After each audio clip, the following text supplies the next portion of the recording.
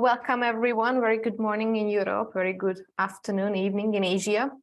Good to see you again. It has been a while since I met this group, but I hear you had a very good webinar journey so far. 4 webinars happened.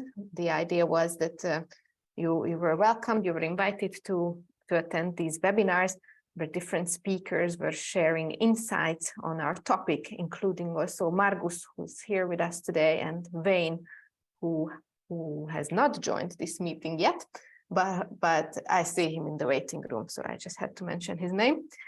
So I know that some of you were able to attend these webinars and some of you were not, but don't worry, because Jyoti and NG keeps you updated with the links on the recordings of the webinars. And the very last one, webinar number 4 link, will land in your inboxes today. So if you have a little bit of time, feel free to open these links and catch up on the webinar content. Because we closed that phase now. The webinar phase is over and we enter a new phase of this project, which is about dialogue, cross-faculty dialogue. So let's go to the next slide, maybe, and let's see what we prepare today. So the idea of the cross-faculty dialogue phase is that each of the participating institutions are invited to do a little presentation, a short pitch, if you wish, to introduce what are you doing currently in your institutions on the topic, what are the challenges you're facing, and what are the aspirations. And then during this phase, we hope you can get to know each other, you can learn from each other. And then in the third phase of this program, we can focus on collaboration. Where are the gaps that participants could address together? Where are the greatest opportunities for collaboration?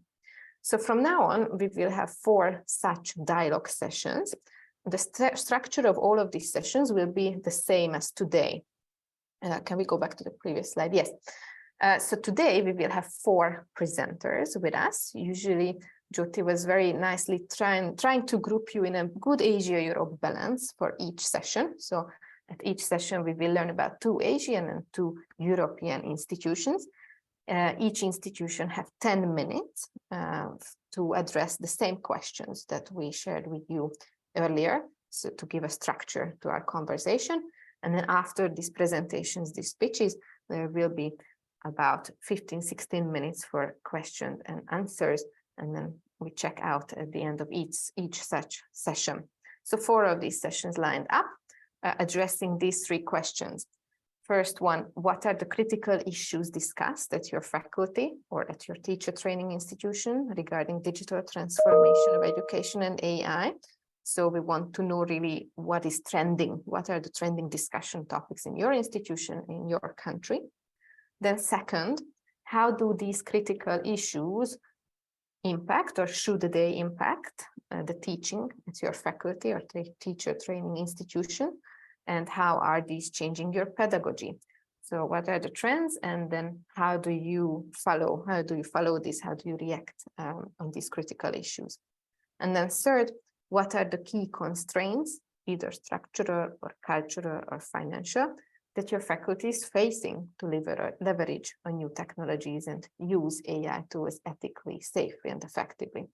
So consider these as discussion starters. So each institution is invited to address these, and we hope it will inspire very insightful discussions also, and also highlight the areas for collaboration. So today, 4 speakers, very warm welcome to you. Mr. Nahid Ferodusbuyan from the National Academy of Education Management from Bangladesh will start us off with 10 minutes with a 10-minute presentation. And then Professor Li Yuan from Beijing Normal University. And then we switch to Europe, and we will invite Professor Margus Pedeste from University of Tartu, Estonia, to share his insights on the 3 questions with us. And then Jyotsana Iyer from Nantes University from France. And then after these speeches, we open the floor for discussion. Okay, and then with this, let's get started.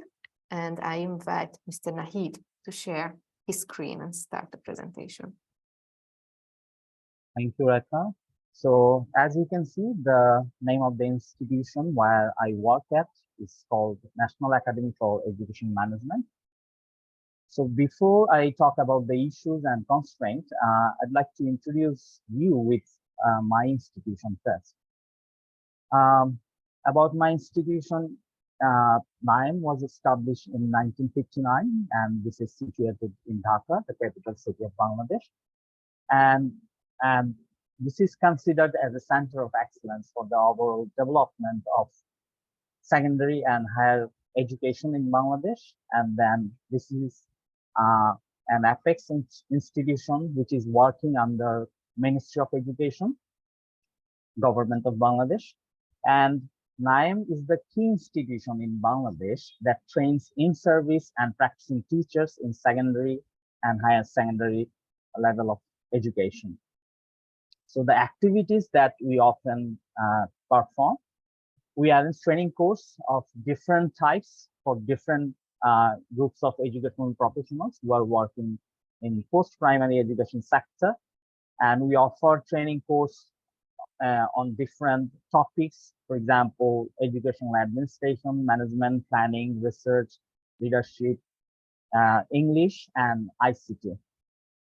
We also arrange other types of events, for example, workshop, symposium, seminar, conference on challenges and the issues of national education system, especially in the secondary education sector. And we also, our academy also funds research work on different issues related to mainly education and its development. And we also assist the government to formulate education policy and administration as well, based on the research finding. So what are the target group? We train post-primary teachers and the staff. We also train the principals, the head of the institutions. And we also train the educational administrators and officers at different government offices and non-government offices as well. And we also train the BCS cadre officers who are considered as recruited gazetted officers and who are recruited through competitive exam. And we also offer training for officers and staffs who are working in different education projects across the country as well. So the training course we offer, we have 25 types of training course, and across the year we arrange a total number of 75 training course, and we train more than 3,500 teachers and education administrators in a year. And there are 85 faculties at NIAM, but we have a number of guest speaker and trainer at our institution. So here you can see some glimpse of our academy.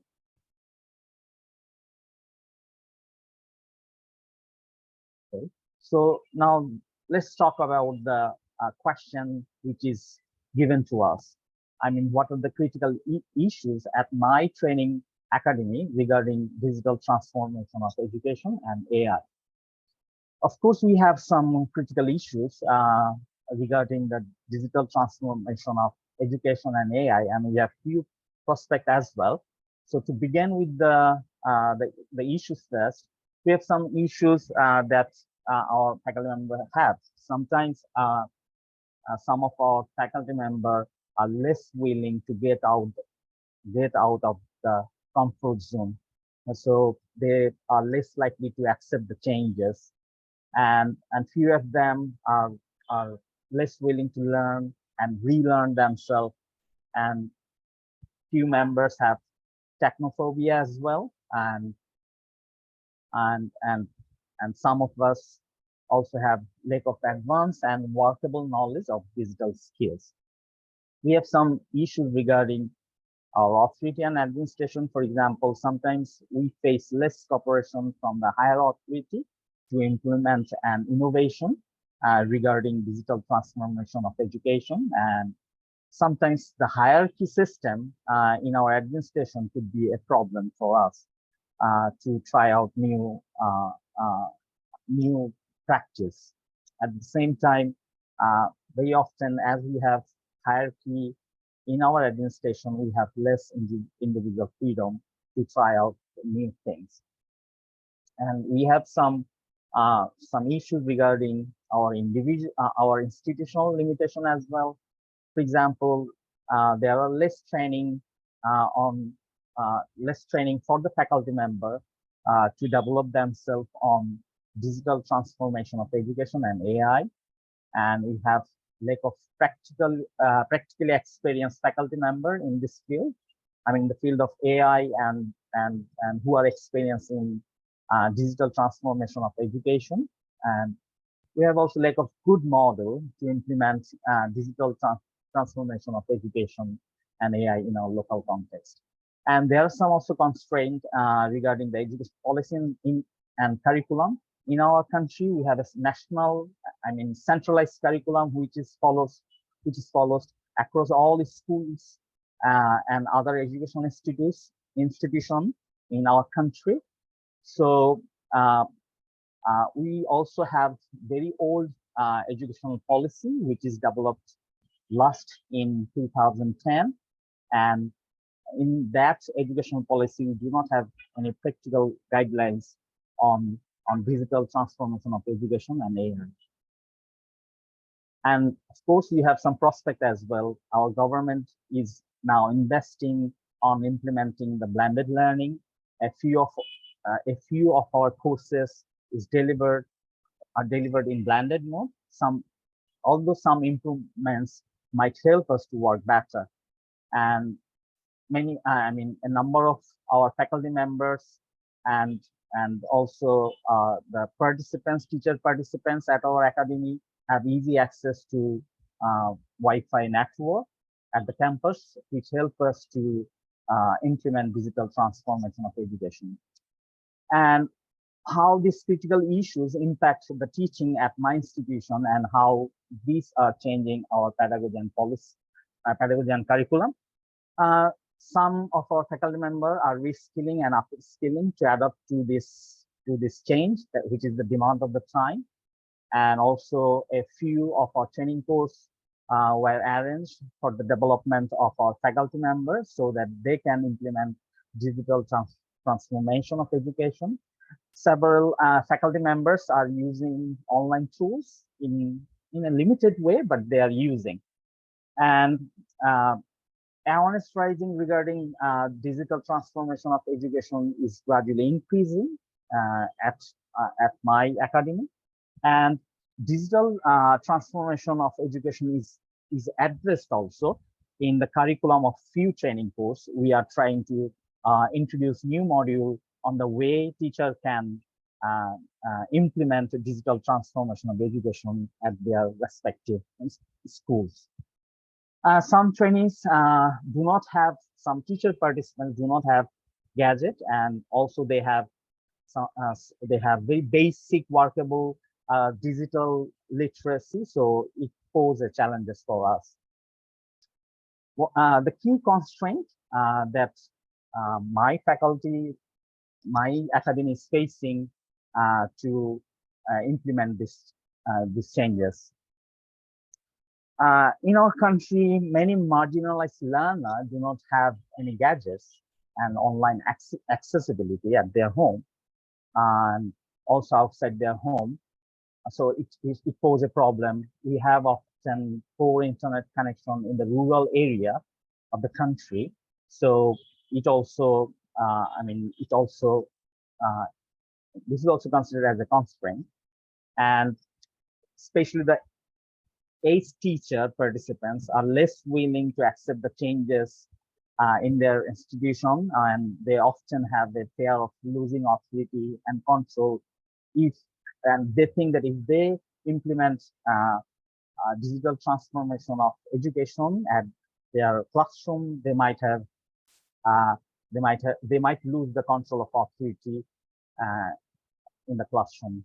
And also many of our teachers, and also in our society, we have very limited knowledge of the constructive uses of digital technology. I mean, what I am to mean with this word, the good uses of digital technology and the benefit of digital tools in our country because of some social, cultural, and political reason as well.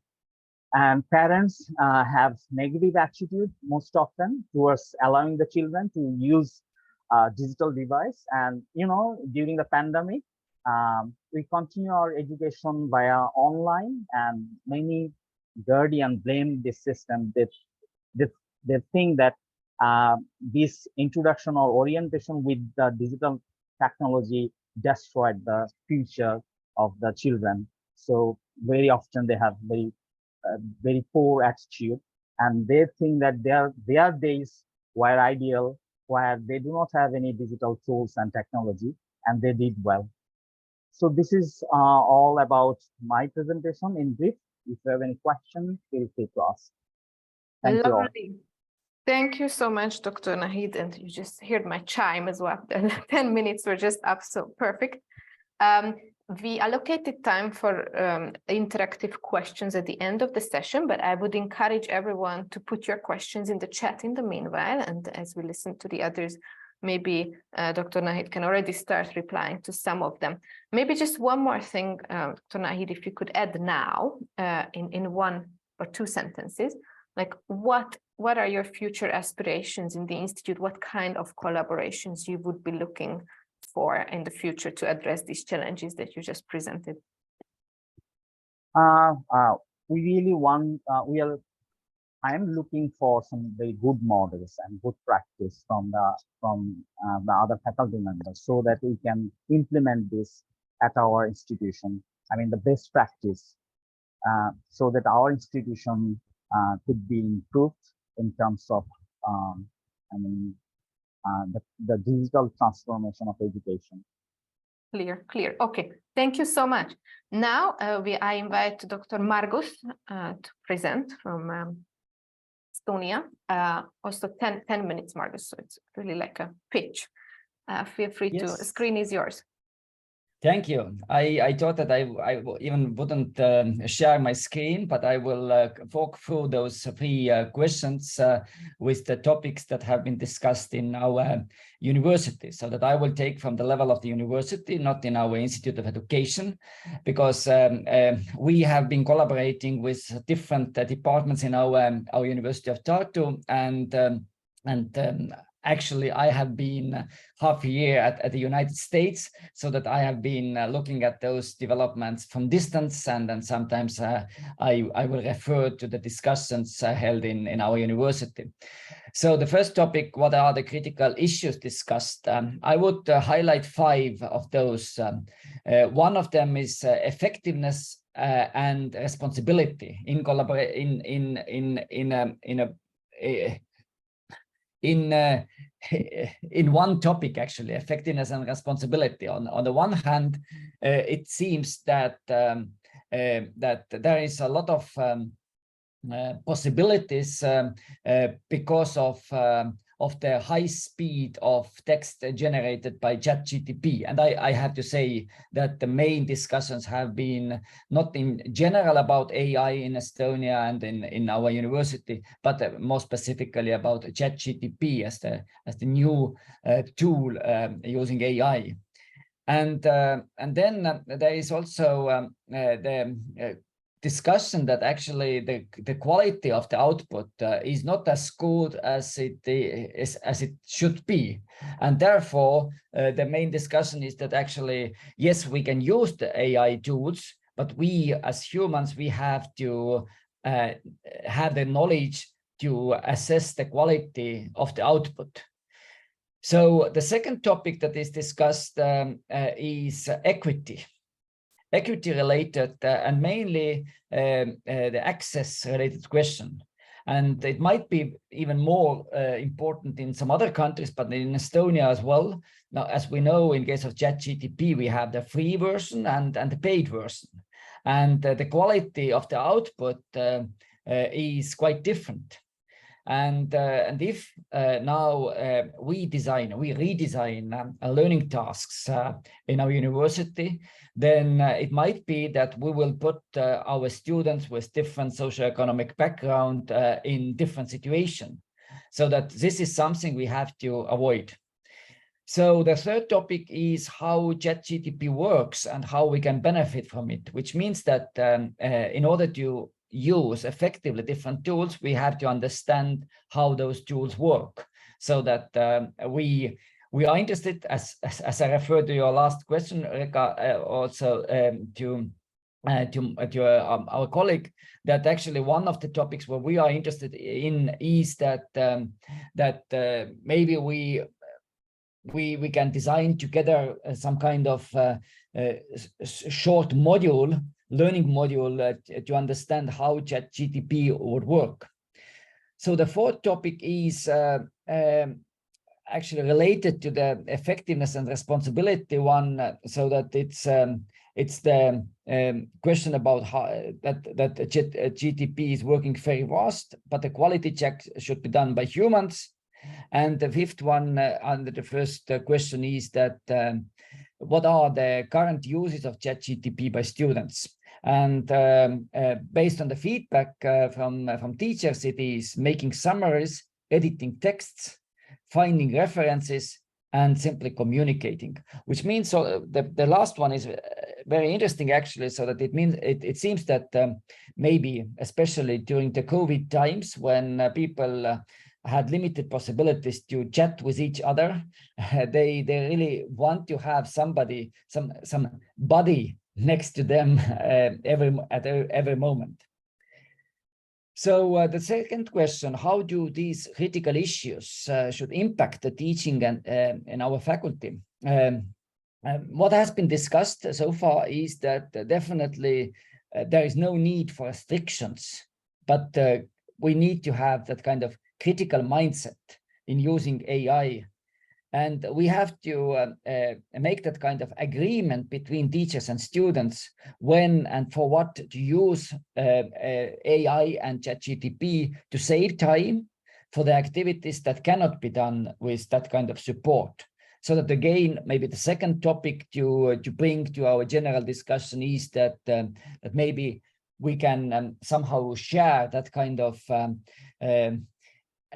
agreements that could be done in different universities, different contexts.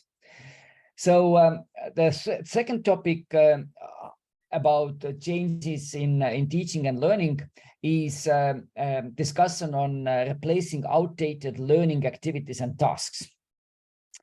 And this is related to three different main topics in our case. One is that our colleagues have seen that we can use ChatGTP to learn about skills to create texts. So that in order to teach an agent, AI, we need to have skills to create text. So that this is one. Then second one is focus on creativity and design skills. Again, how we can design the tasks for AI so that the output is what we desired actually. So that that's the second. The third one is focus on learning skills and stimulation of learning, and how do we learn with AI, and what are the new possibilities that are available thanks to that. And then which goes back to the question about the agreements, when to ask students not to use AI, and so that we again see that there are no that kind of restrictions needed, but we need that kind of agreements, when to use, when not to use, because at the university, most of the students learn for themselves, not just for the paper. So that's good. And the third topic, the third question: what are the key constraints? I would bring out 4 of them based on our discussions in our university. One is that ChatGTP uses copyrighted input, and according to legal regulations in Estonia and in Europe in general, as I have understood based on the discussions, it is okay if it is done in motivated amount, but it's not so clear when it is motivated and when it's again too much actually. So, and this is related to the second constraint in this context is plagiarism. And because existing texts, copyrighted texts are used, then students are also sometimes afraid about if they are they make a plagiate or not. So that again, here we need to agree on what is and how to report about the use of ChatGPT or other AI tools in creating your own output. The second or the third now even topic here is ChatGPT uses personal data. And we were introduced with one Italian case showing that actually in Italy, ChatGPT was restricted because of the suspicion of using personal data, and so that again it's something that needs to be clarified a bit more. And then maybe the third topic to bring in for the more general discussion where we can benefit from each other is that we also agreed that we need to create a document of good practices for using AI and ChatGPT. And we have created different that kind of documents of good practices in our university for different topics, but not yet for AI. But that was one of the conclusions of the series of discussions held in our university. Thank you. Wow, thank you so much, Margus. You gave us really good discussion points. I did my best to do notes, and maybe I will try to put it in the chat. Basically, quality of outputs when using AI tools, equity questions, then around the issues, the critical agreement between student parents and the schools, when to use AI, when not, replacing outdated learning activities, which ties back to the points Nahid made on the rigid structures coming from the national level in terms of curriculum even. And then the constraints like copyrights, plagiarism, use of personal data. And you were very time efficient because your time 10 minutes was just up now. Okay, thank you so much for the food for thought. And then just to reconfirm, your interest for collaboration mainly would be around creating a document for good practices on AI and ChatGPT. Is that correct? Yes, and agreement between teachers and students, so that what kind of agreements we actually need. And then maybe one more is that what are the outdated learning activities and tasks that should be replaced nowadays? Okay, great. Thank you so much. If you have any questions right now, feel free to put it in the chat. But we move on the screen, and let me invite Ms. Jotsana here from Nantes University from France. And I read in her bio that she actually co-author of a textbook, AI for Teachers. So maybe she will be able to share some good practices with us already. Jotsana, floor is yours, 10 minutes. So just to give a quick overview, I work on the University of Nantes University. We have changed the name recently. And we work in a small team led by the UNESCO chair for open education resources and artificial intelligence in education. And so that's him right there, who you see in the screen. And there is me, who's the research engineer, along with a few more people working on the subjects, all subjects related to open education and AI in education. So what I want to focus on today is one project we have been working on that might be of interest to this audience. It's called the project AI40, Artificial Intelligence for Teachers and by Teachers. It's a European Erasmus Plus project, which involves 17 partners, including the ministers and the evaluators and research labs. That's where we come in. And so it involved 5 countries: France, Ireland, Italy, Luxembourg, and Slovenia. And what we did was to create a courseware for training teachers as with respect to AI, what the pedagogy, the technology itself, and the ethical issues and other issues that involve the key concerns, changing classroom practices, that was mentioned so far. And to actually test these resources with teachers, we were able to recruit about 1,000 teachers in over 5 countries. And right now we are in the evaluation phase where Italy is still in is just wrapping up the experimental phase, and we would soon be having resources to share. So those are the details that you see: the number of schools, the teachers, the kind of teachers who were recruited, and the platform, how the training was training took place. And right now we are the evaluation team is putting together the before the questionnaire and the after training questionnaire to publish results, which will be shared with everybody in September. So a couple of problems that we encountered was that, like, the legality, what is okay with respect to GDPR, what is not okay. And do we talk only about tools which were made for education, or do we talk about everything that the student is susceptible to use, like the translators, the ChatGPT, everybody mentions so much. And things change, right? The languages change, the policies change from country to country. Some countries say that, oh, we'll just use consent forms and everything will be okay. The other countries like, no, we're not giving student data. And the teaching practices itself change, and how to train teachers change. Like some countries prefer a top-down approach. Some countries are more with discussions.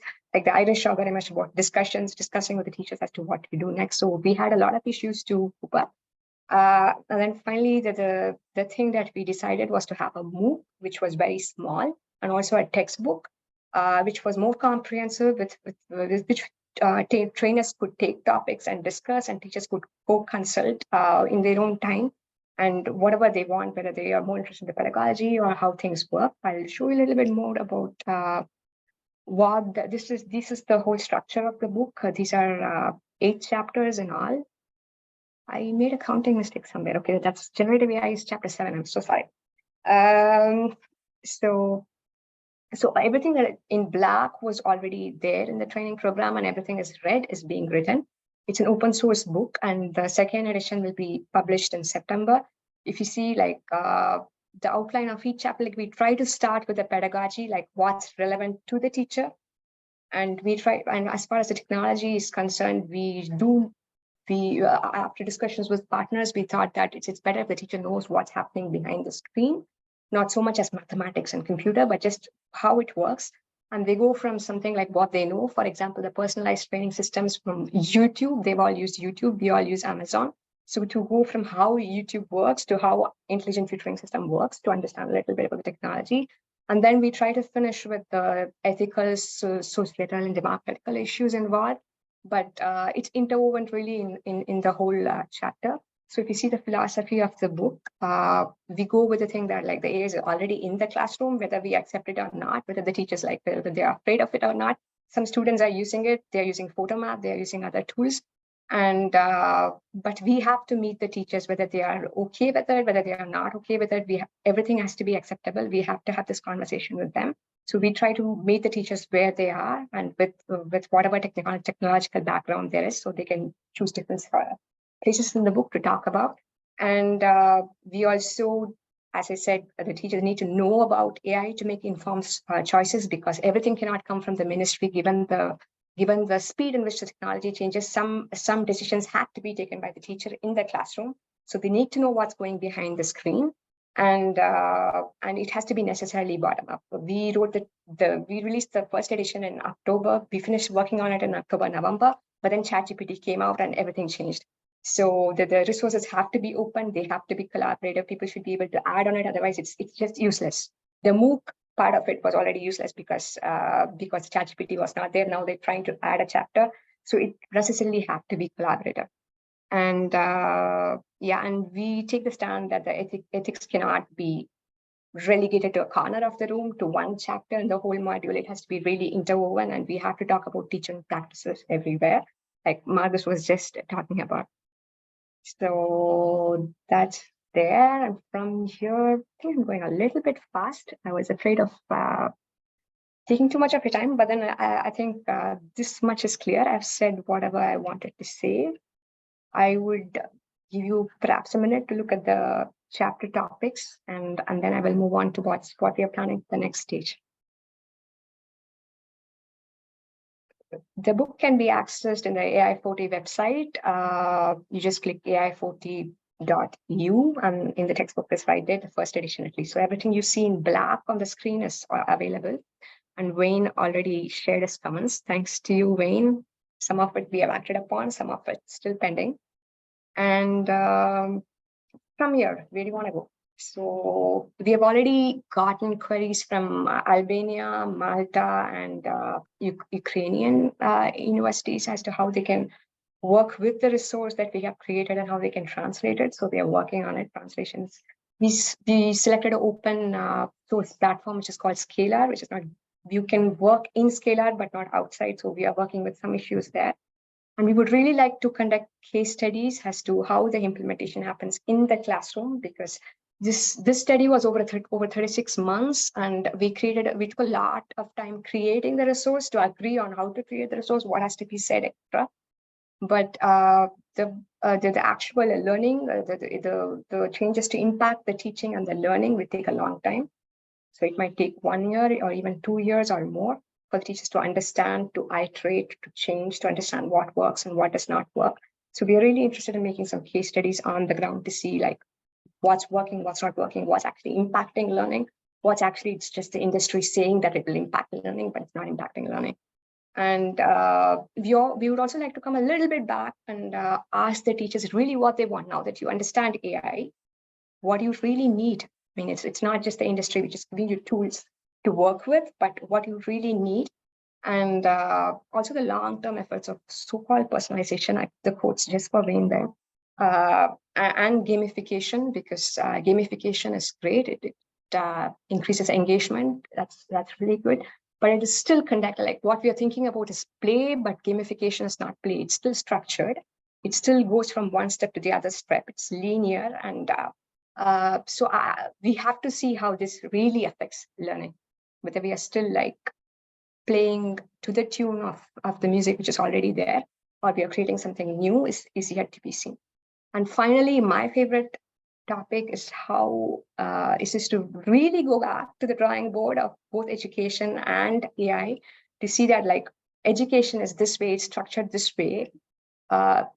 Babies learn a different way. They're joyful. They want to learn. They like learning. We all like learning. But something happens when learning shifts to schooling that we don't want to learn anymore, and it's not working like that. We are frustrated, and I would like to see it was made this way because of scaling, because you need to multiply the resource. You need to work with the resources that we have, and it has to be large scale. It has to be standardized. We had these constraints. But what I would like to know that now that AI is in the scene, whether we can take education closer to learning. So I leave you with it. Thank you. Thank you so much, Snad. This looks like a really useful resource already, and happy to hear that you are looking for further collaborations around it and also piloting it with teachers. So we hope this is also something that this network can help with. And I would like to give it over to Jyoti to help you moderate the discussions. If you have any questions, suggestions, please come forward. Feel free to turn your cameras on. I see Siri joined us today as an avatar, which really looks very suitable for this conversation. Over to you, Jyoti. Thank you, Rekha. And thank you, Nahid, Margus, and Jyotsna, because I think what you have presented in such a short amount of time, I think there is a lot of insights that we all can take away. I particularly want to thank Jyotsna and your colleague, Colleen, because you already shared the textbook with us exactly, it was the perfect timing. We were sharing the resources with our teacher, with the reading list, so they have it. So all of our teachers have the textbook from that you have recently published. So thank you. I think before we have questions from you, because I haven't seen any question in the chat box, if you can just raise your hand, then we know who to approach first. But I want to kick off by asking one question. It's the around the issue of disconnectivity between teacher, trainer, researchers, and academics and teachers. I think some of the insights were coming across quite clearly from what Jyotsna was talking about. But to the three of you, Nahid, Margus, and Jyotsna, as you were in the more on the side of training the teachers and supporting teachers, creating materials for teachers, what would be one key issue that all of you have faced in terms of having, this the disconnection from what's happening at the academic level or training level and what teachers are doing at the classroom level, and what are they lacking? because as Jyotsna just mentioned, teachers being in classroom and they need to make decisions regarding what they want to do or what they should do, right? Without having any capacity or having any actual competencies on the topic. So please, maybe Margus can go first, and then Jyotsna, and then Nahid. Our last speaker has just joined, so I think after this question, we can move on to another presentation. Thank you. Okay, I think the most important topic in discussions in Estonia in case of teachers is that why we have to use it, so that where are the benefits of using AI in education, and why we cannot continue as we have done for a long time. And you have to understand the context of Estonia as well. Estonian teachers are some of the most experienced ones in the world, with average time of being teacher more than 22 years, so that they have gained their expertise in outdated methods use. So now they have to relearn something, so that it's really difficult for them. That's why I'm very curious to see the book and to read if this could be somehow reused in our teacher education, both in pre-service and in-service teacher education. Thank you. Thank you, Margus. Jyotsna? For me, I think we get the impression that the teachers have accepted that the technology is already in the classroom. If not before, now after ChatGPT, yes, because the students are using it anyway. But I think the problem is, like someone from OECD the other day in the conference, they just said that the pedagogical system, the changes in pedagogy that's coming from the ministry down to the Department of Education is down typically takes around 10 years to change the curriculum, to change the exams, the assessment, but the teachers are on the field now. And even if there are guidelines, like a lot of ChatGPT guidelines have come out in the last 4 months in the US, in the European Union, and from the UNESCO, etc. But often they say things like, we need to have critical thinking. But how am I supposed to get critical thinking? Like, how am I supposed to make my student think critically right now? Because from the starting, like we tell our babies, like, don't do this, don't do that. And how would they critically think all of a sudden? So the guidelines are sometimes a little bit abstract and a little bit like hard to understand. How am I supposed to do this in the classroom with my students right now? And also the students are not a generic unit, like a lot happens, a lot changes with the age. When you're talking about the university students, it's different. When you're talking about kids, it's different. The higher secondary, the secondary education, everything is different. So I think the approaches are not often calibrated to meet the needs of the teacher. I think that I would say that's the problem. One of the problems. Wow, you just mentioned 10 years. So 10 years after formulating, guidelines for teachers and for it to kind of come at the classroom level, 10 years. Maybe so it's an Australian lady from the OECD who said that. Yeah. I have heard actually, similar findings as well. We take a quick comment from Nahid, and then I see that Wayne raised his hand, and we take quick question from Wayne, and then we move on to the next presentation. From our observation, we have noticed that there are several issues which do not help them to implement what they have learned from the training course in the classroom. And often teachers say that their actual teaching context are not taken into consideration in the training course. So they often come up with the idea that they have some unique challenges in their teaching context. So in the training course, these are not properly addressed. So this is one of the vital issues. And another issue we often face that teachers think if they apply a new technique, it will increase the amount of their work because they are very much happy with the practice that they are doing. So if they accept some change, it will increase their work. So this might be one of the fear. And to some extent, as we have mentioned, we do not focusing much on teacher development.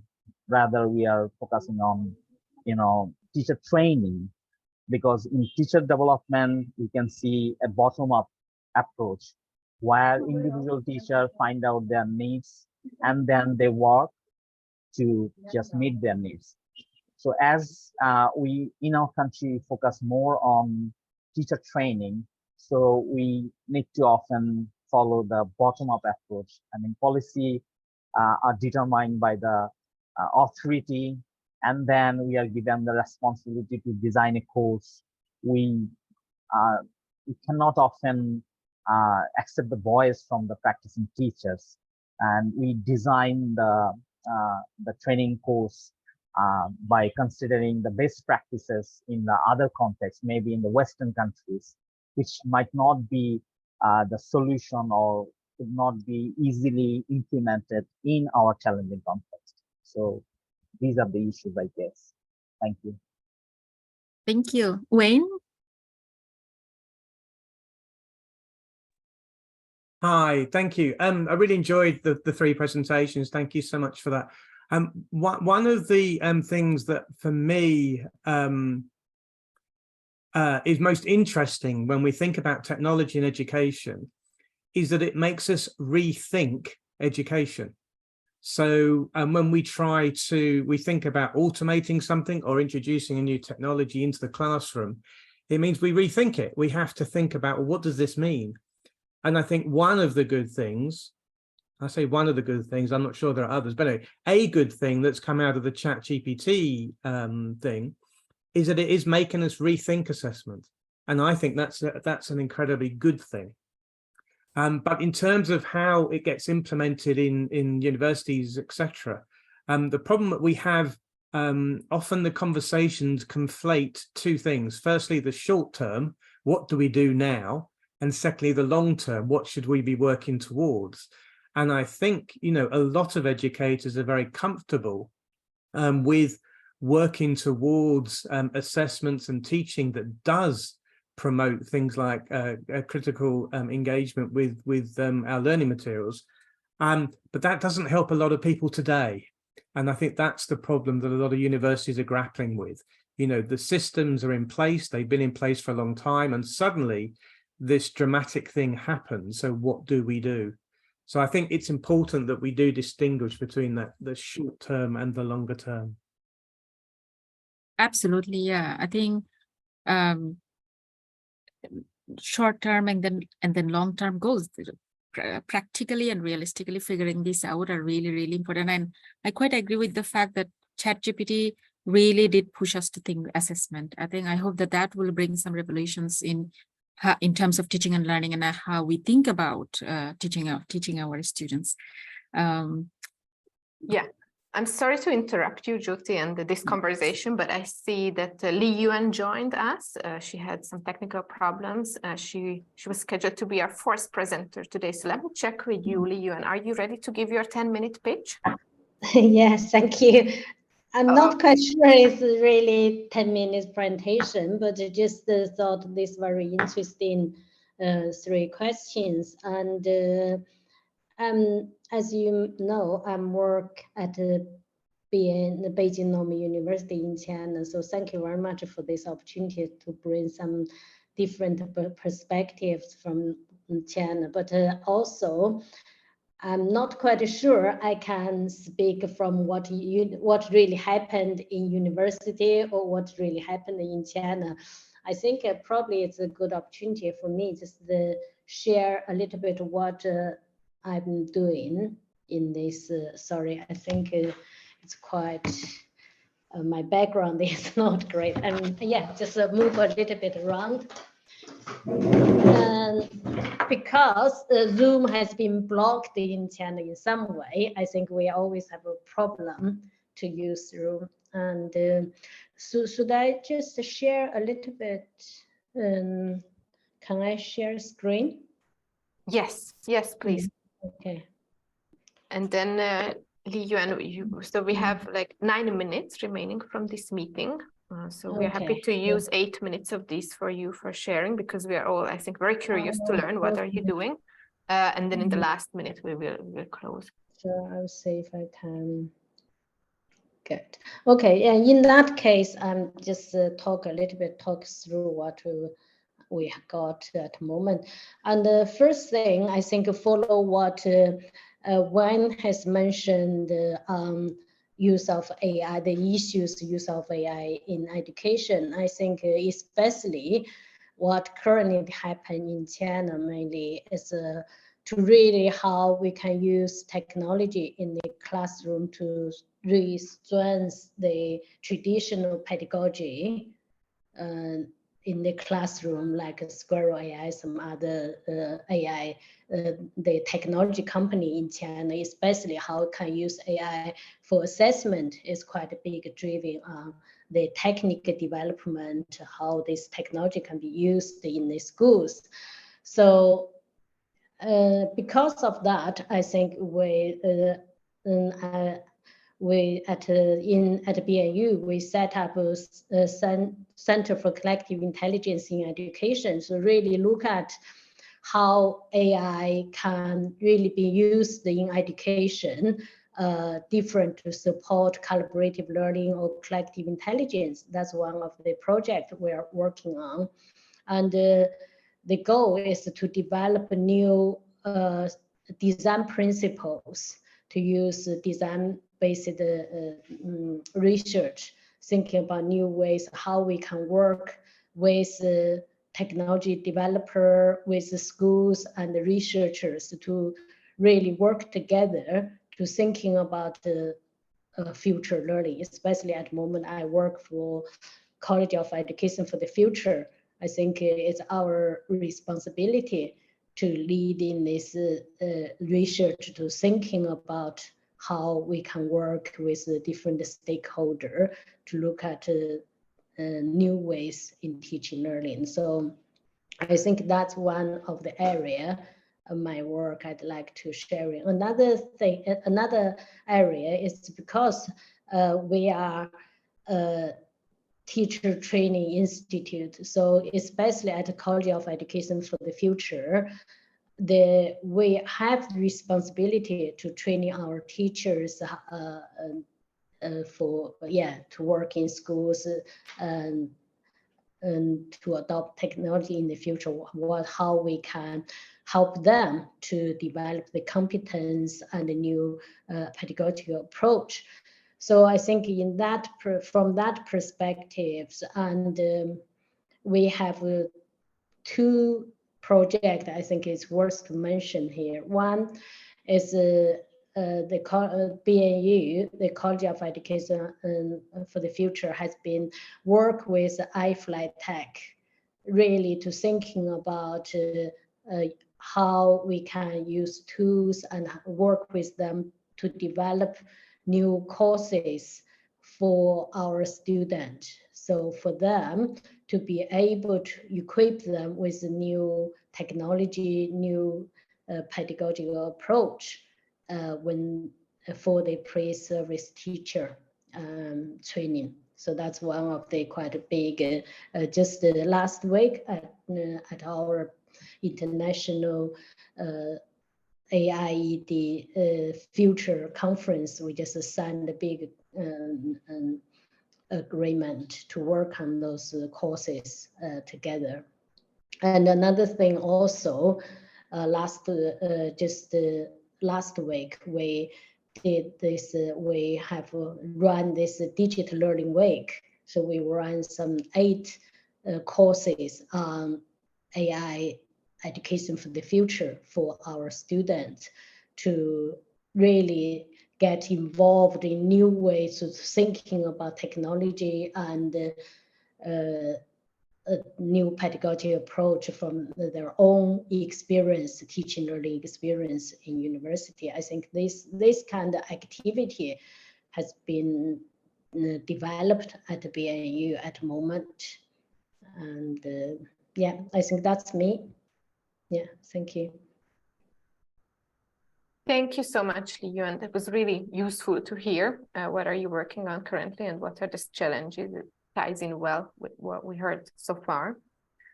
And then maybe we have like 4 more minutes because you were so efficient with time. So let's open it up again for some comments and questions.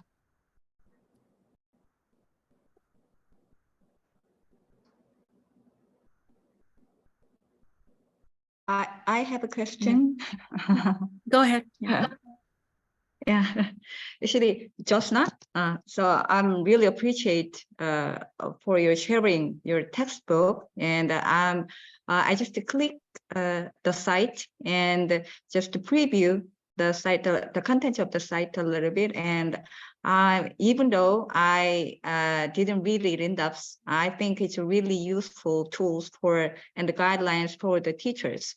And in Korea, actually, the government-driven policy is very speeding up. So they try to adopt kind of educational technology into the classroom very quickly. And I'm afraid that we don't have enough the discussion space. Yeah, and we so far we don't have any in-depth discussion about the bad side of using AI in the classroom or ChatGPT in the classroom. We just working on the great side and bright side of using AI in the classroom. So I think we need to develop some kind of, at this point in Korea, we need to develop some kind of guidelines for the practical classroom classes for the teachers. So I'd like to ask Josna that what should be the, starting point of this kind of work, project? Yeah, to develop some kind of guidelines or a textbook for the teachers, secondary education teachers.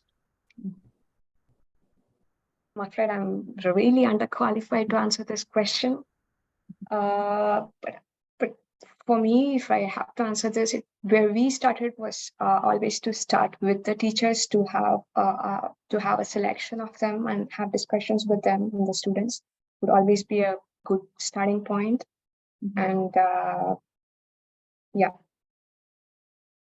because anything which is done without the discussion, I'm afraid would always fall a little bit far away from what's possible in the classroom.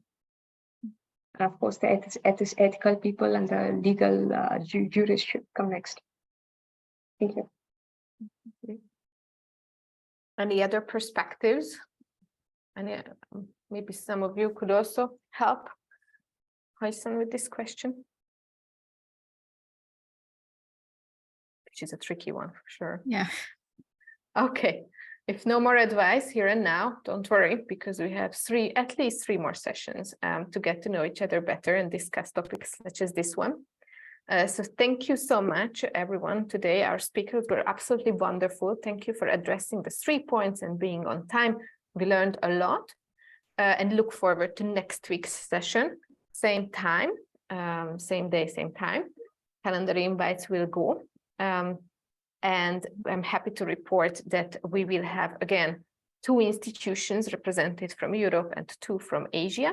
We will have Weinholm speaking from the United Kingdom, and then Philip Bonanno and Patrick Camilleri representing University of Malta.